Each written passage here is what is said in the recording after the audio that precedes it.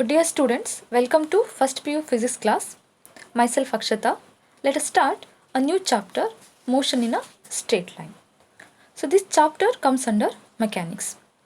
Mechanics is branch of physics which deals with the study of forces, motion and their relationship. Okay.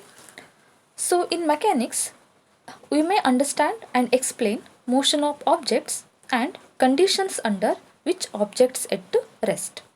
ಅಂದರೆ ನಾವು ಮೆಕ್ಯಾನಿಕ್ಸಲ್ಲಿ ವಸ್ತುವಿನ ಚಲನೆಯ ಬಗ್ಗೆ ಹಾಗೂ ನಿಶ್ಚಲ ಸ್ಥಿತಿಯ ಬಗ್ಗೆ ಸ್ಟಡಿ ಮಾಡ್ತೇವೆ. Okay, so by learning basic principles of mechanics we can explain how to build bridges, flying of aeroplanes, motion of stars and planets, launching of satellites, etc. Okay. So this mechanics is categorized into two parts, statics and dynamics. Statics deals with the study of objects at rest. Okay. ನಿಶ್ಚಲ ಸ್ಥಿತಿಯ ಬಗ್ಗೆ ನಾವು ಇದರಲ್ಲಿ study ಮಾಡ್ತೇವೆ. ಅಂದರೆ ನಾವು ಇದರಲ್ಲಿ bridges designs ಬಗ್ಗೆ, ಬಿಲ್ಡಿಂಗ್ಸ್ಗಳ designs ಬಗ್ಗೆ ಮತ್ತು ಕೆಲವೊಂದು ಸ್ಟ್ರಕ್ಚರ್ಸ್ ಬಗ್ಗೆ ಸ್ಟಡಿ ಮಾಡ್ತೇವೆ. Second one dynamics. So it deals with study of objects in motion. ಅಂದರೆ ವಸ್ತುವಿನ ಚಲನೆಯ ಬಗ್ಗೆ ನಾವು ಈ ಬ್ರಾಂಚಲ್ಲಿ ಸ್ಟಡಿ ಮಾಡ್ತೇವೆ. So dynamics is again divided into two parts, kinetics and kinematics. So ಕೈನೆಟಿಕ್ಸಲ್ಲಿ we consider cause of motion of the object. ಅಂದರೆ ವಸ್ತುವಿನ ಚಲನೆ ಯಾಕೆ ಆಗ್ತಾ ಇದೆ ನಾವು ಅದರ ಬಗ್ಗೆ ಸ್ಟಡಿ ಮಾಡ್ತೇವೆ. ಅದೇ ಕೈನಮ್ಯಾಟಿಕ್ಸಲ್ಲಿ ಇಲ್ಲಿ ನಾವು cause of motion of object ಬಗ್ಗೆ ಕನ್ಸಿಡರ್ ಮಾಡೋದಿಲ್ಲ, means without considering cause of their motion. Okay, so ಇಲ್ಲಿ ನಾವು ಕೈನಮ್ಯಾಟಿಕ್ಸಲ್ಲಿ ಆ ವಸ್ತುವಿನ ಚಲನೆ ಹೇಗಿದೆ ಅಂತ ಸ್ಟಡಿ ಮಾಡ್ತೇವೆ. ಓಕೆ, ಅದು ಡಿಫ್ರೆನ್ಸ್ ಕೈನೆಟಿಕ್ಸಿಗೆ ಮತ್ತು ಕೈನಮ್ಯಾಟಿಕ್ಸಿಗೆ. Next rest and motion. So rest ಅಂದರೆ ಕನ್ನಡದಲ್ಲಿ ನಿಶ್ಚಲ ಸ್ಥಿತಿ ಅಂತ ಹೇಳ್ತೇವೆ. ಅದನ್ನು ಹೇಗೆ ಡಿಫೈನ್ ಮಾಡ್ಬೋದು? An object is said to be at rest if it does not change its position with respect to its surroundings with passage of time. Okay, ಅಂದರೆ ಒಂದು ವಸ್ತು ಕಾಲದೊಂದಿಗೆ ಮತ್ತು ಅದರ ಸುತ್ತಲಿನ ಪರಿಸರದೊಂದಿಗೆ ಅದರ ಸ್ಥಾನವನ್ನು ಬದಲಾವಣೆ ಮಾಡದೆ ಹೋದರೆ ಆಗ ಆ ವಸ್ತು ನಿಶ್ಚಲ ಸ್ಥಿತಿಯಲ್ಲಿದೆ ಅಂತ ಹೇಳ್ತೇವೆ. Okay, so example, a book is on the table remains on the table.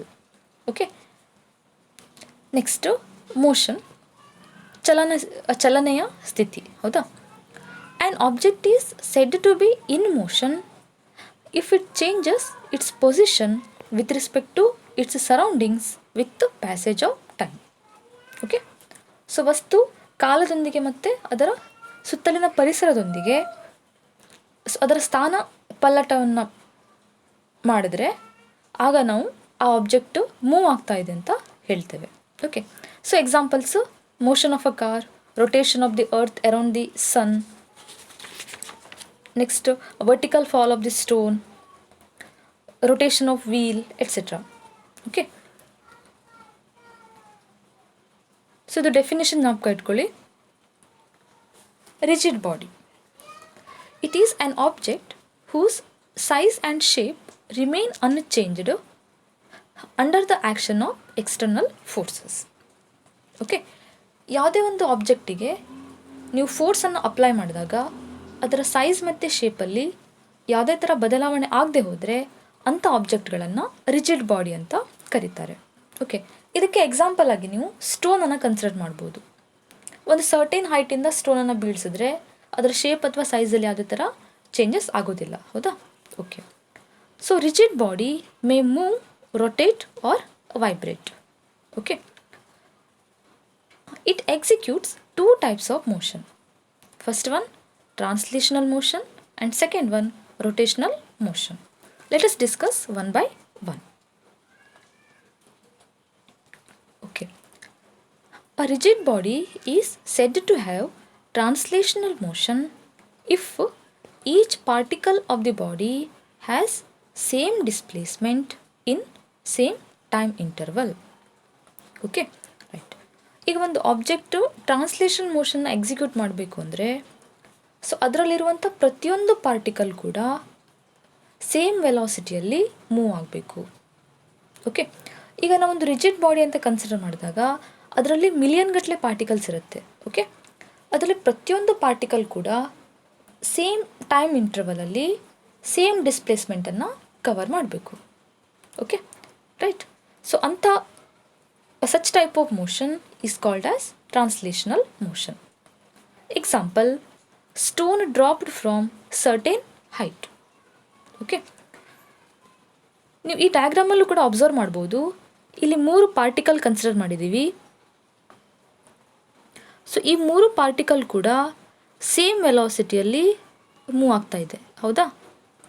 S, same ವೆಲಾಸಿಟಿಯಲ್ಲಿ move ಆಗ್ತಾ ಇದೆ, ರೈಟ್. ನೆಕ್ಸ್ಟು, ಆರ್ ಈಗ ಒಂದು ಆಬ್ಜೆಕ್ಟು ಸ್ಟ್ರೇಟ್ ಲೈನಲ್ಲಿ ಮೂವ್ ಆದರೂ ಕೂಡ, ಅಥವಾ ರಿಜಿಡ್ ಬಾಡಿ ಸ್ಟ್ರೇಟ್ ಲೈನಲ್ಲಿ ಮೂವ್ ಆದರೂ ಕೂಡ ನಾವು ಅದನ್ನು ಟ್ರಾನ್ಸ್ಲೇಷನಲ್ ಮೋಷನ್ ಅಂತಲೇ ಹೇಳ್ತೀವಿ. Next, so these are certain examples for translational motion.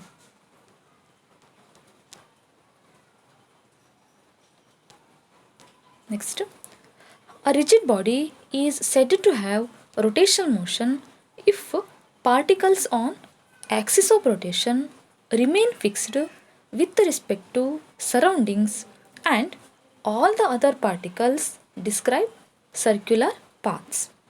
Okay, consider this example.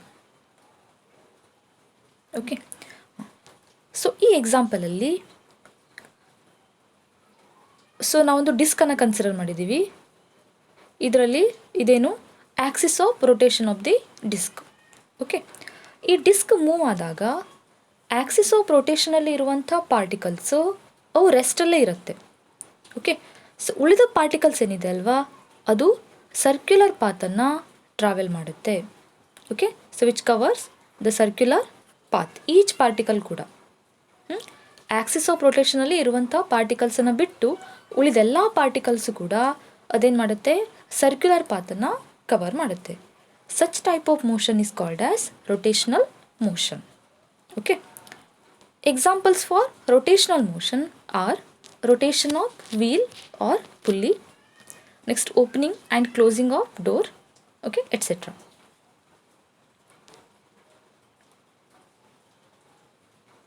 Next, point object or particle. Particle is an isolated point mass having no size. Okay, ನಾವು ಮೆಕ್ಯಾನಿಕ್ಸಲ್ಲಿ bigger ಆಬ್ಜೆಕ್ಟ್ಸನ್ನು ಕೂಡ particle ಅಂತ treat ಮಾಡ್ತೇವೆ to apply certain laws. Okay, ಹಾಗೆ apply ಮಾಡಬೇಕಿದ್ರೆ ಅದಕ್ಕೊಂದು condition ಇದೆ.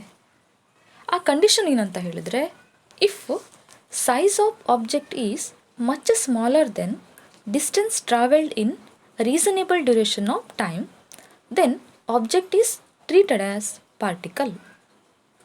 Okay right. ಅಂದರೆ ನಾವೊಂದು ಆಬ್ಜೆಕ್ಟನ್ನು ಕನ್ಸಿಡರ್ ಮಾಡಿದಾಗ ಸೊ ಒಂದು ಡ್ಯೂರೇಷನ್ ಆಫ್ ಟೈಮಲ್ಲಿ ಅದು ಟ್ರಾವೆಲ್ ಮಾಡಿರೋ ಡಿಸ್ಟೆನ್ಸಿಗೆ ಅದರ ಸೈಜ್ ಏನಾಗಿರಬೇಕು, ಅತಿ ಕಡಿಮೆ ಇದ್ದರೆ ನಾವು ಅದನ್ನು ಪಾರ್ಟಿಕಲ್ ಅಂತ ಟ್ರೀಟ್ ಮಾಡ್ತೇವೆ. Okay, for example bob of simple pendulum. Okay, ಈ ಡಯಾಗ್ರಾಮಲ್ಲಿ ಅಬ್ಸರ್ವ್ ಮಾಡಿ. So simple pendulum executes simple harmonic motion. Okay, ಅಥವಾ ಆಸಿಲೇಟರಿ ಮೋಷನ್. ಓಕೆ, ಹಾಗೆ ಮೂವ್ ಆಗಬೇಕಿದ್ರೆ ನಾವು ಈ ಪೆಂಡ್ಯುಲಮಿನ ಲೆಂತ್ ಮತ್ತು ಬಾಬಿನ ಸೈಜ್ ಎರಡನ್ನೂ ಕಂಪೇರ್ ಮಾಡಿದಾಗ size of the bob is a very small as compare to length of the pendulum. Okay, hence here the bob is treated to be particle. Okay, so ಮತ್ತೆ other examples ಅಂದರೆ motion of a car. ಈಗ suppose car ಒಂದು 200 kilometre ಡಿಸ್ಟೆನ್ಸನ್ನು cover ಮಾಡಿದೆ ಅಂತ ತಿಳ್ಕೊಳ್ಳಿ. ಆಗ ಅದು cover ಮಾಡಿರೋ ಡಿಸ್ಟೆನ್ಸಿಗೆ ಆ ಕಾರಿನ ಸೈಜನ್ನು ನಾವು ಕಂಪೇರ್ ಮಾಡಿದ್ರೆ it is very small. Okay, hence the car can be treated as a particle. Okay, similar way the third example is space craft. So here also the size of this spacecraft is very small as compared to distance traveled by it. ಹೌದಾ? Yes, so ನಿಮ್ಗೆ ಗೊತ್ತಿದೆ,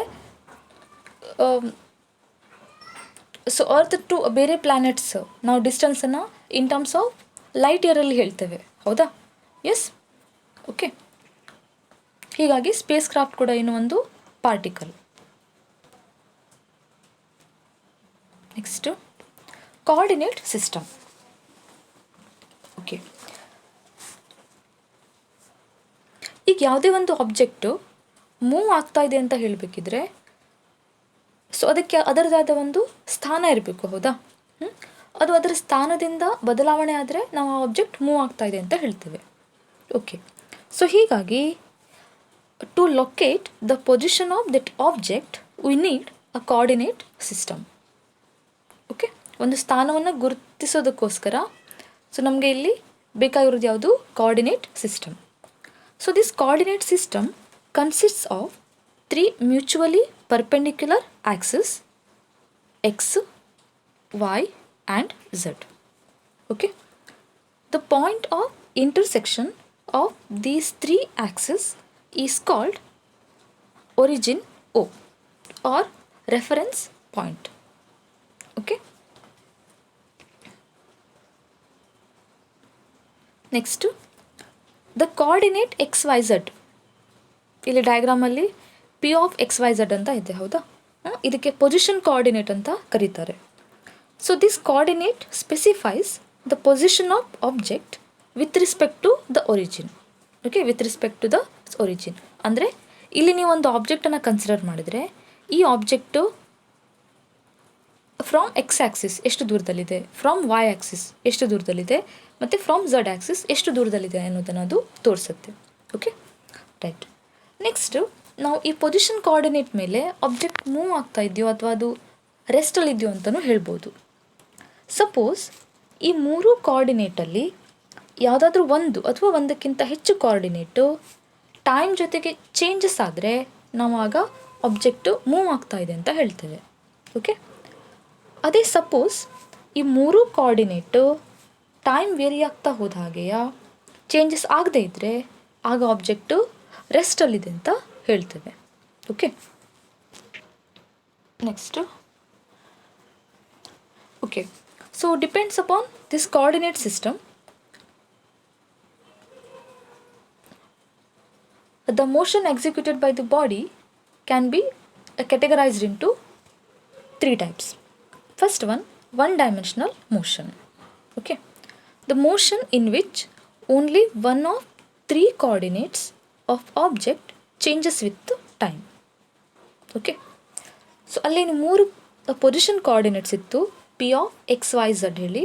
ಆ 3 ಕೋಆರ್ಡಿನೇಟ್ಸಲ್ಲಿ ಯಾವುದಾದ್ರೂ ಒಂದು ಕೋಆರ್ಡಿನೇಟು time very ಆಗ್ತಾ ಹೋದ ಹಾಗೆ changes ಆದರೆ ಆಗ ಆ ಆಬ್ಜೆಕ್ಟು 1 ಡೈಮೆನ್ಷನಲ್ಲಿ ಮೂವ್ ಆಗ್ತಾ ಇದೆ ಅಂತ ಹೇಳ್ತೇವೆ. Okay, or object moves along straight line. Okay, ಅಂದರೆ ಆಬ್ಜೆಕ್ಟು ಐದರ್ ಎಕ್ಸ್ ಡೈರೆಕ್ಷನಲ್ಲಿ ಮೂವ್ ಆಗ್ಬೋದು ಅಥವಾ ವೈ ಡೈರೆಕ್ಷನಲ್ಲಿ ಅಥವಾ ಝಡ್ ಡೈರೆಕ್ಷನಲ್ಲಿ ಮೂವ್ ಆಗ್ಬೋದು. ಇದಕ್ಕೆ ಎಕ್ಸಾಂಪಲ್ಸ್ ಆಗಿ vertical fall of stone, so along Y axis ಅಂತ ಹೇಳ್ತೇವೆ. ಹೌದಾ? ಅದೇ ಥರ motion of a train along straight track, that is X direction. ಹೌದಾ? ಈ ಥರ ನೀವು ಸ್ಟ್ರೇಟ್ ಲೈನಲ್ಲಿ ಮೂವ್ ಆಗುವಂಥ ಆಬ್ಜೆಕ್ಟಿಗೆ ಎಕ್ಸಾಂಪಲ್ಸ್ ಆಗಿ ಕೊಡ್ಬೋದು.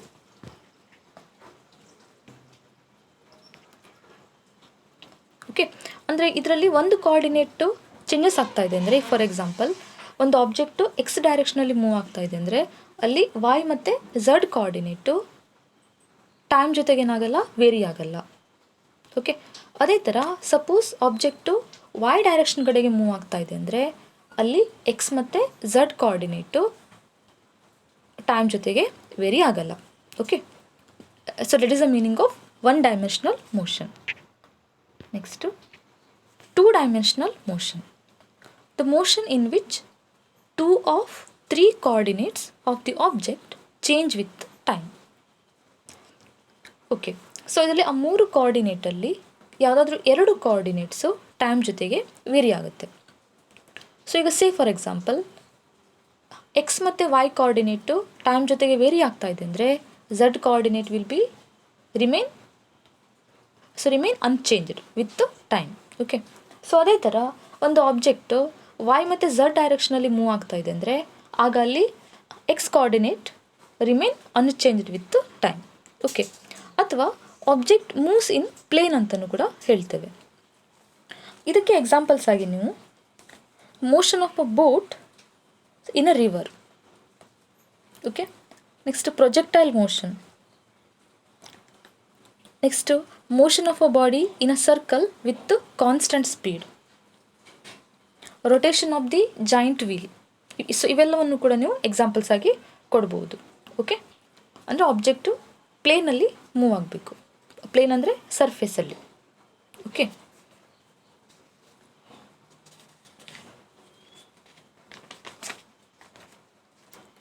Next 3-dimensional motion. The motion in which all the 3 coordinates of the object changes with time. Okay, ಇದರಲ್ಲಿ 3 coordinates ಕೂಡ ಟೈಮ್ ಜೊತೆಗೆ ವೇರಿ ಆಗುತ್ತೆ. Or object moves in space. Okay, so ಇದಕ್ಕೆ ಎಕ್ಸಾಂಪಲ್ಸ್ ಆಗಿ flying of bird in the sky. Next motion of kite, ಗಾಳಿಪಟ. Okay, next so motion of plane, that is aeroplane taking off or landing, ಅದು ಕೂಡ 3-dimensional. Next motion of spacecraft, that is also 3-dimensional. Okay, so ಇದ್ರ ಮೇಲೆ ನಿಮಗೆ 2 ಮಾರ್ಕ್ಸಿನ question ಕೇಳ್ಬೋದು. So like what is 3-dimensional motion, give an example, ಈ ರೀತಿಯಾಗಿ. Okay, thank you.